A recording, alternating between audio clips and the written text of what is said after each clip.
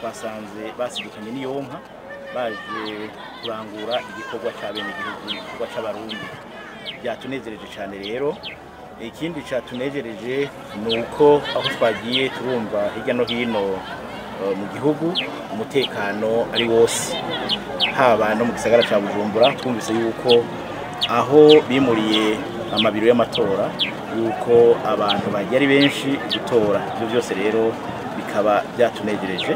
Turashimye rero kandi tugashimira n'Imana mushobora byose yatumye uno munsi ushika uba nk'uko turiko turabubona, kandi tukaba twizeye neza yuko ibizova muri aya matora ari bizogirira akamaro abarundi bose.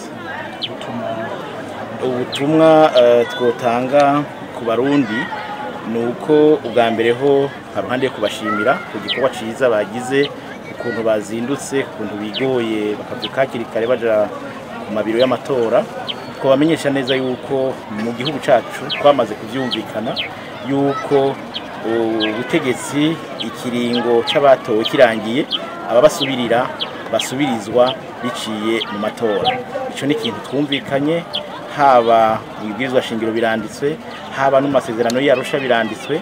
Ni ukuvuga rero ko dutegerezwa kubigira umugenzo, ntihabe abumva yuko amatora umengo ni igikoko baba kije kubarya. Bumve yuko ari higanwa rya politike, kandi batahure neza yuko udatsinze uno munsi ashobora gutsinda ejo canke hirya ejo.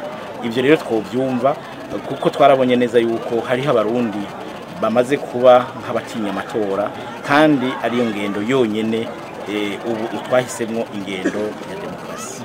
Monsieur le Président, vous venez d'accomplir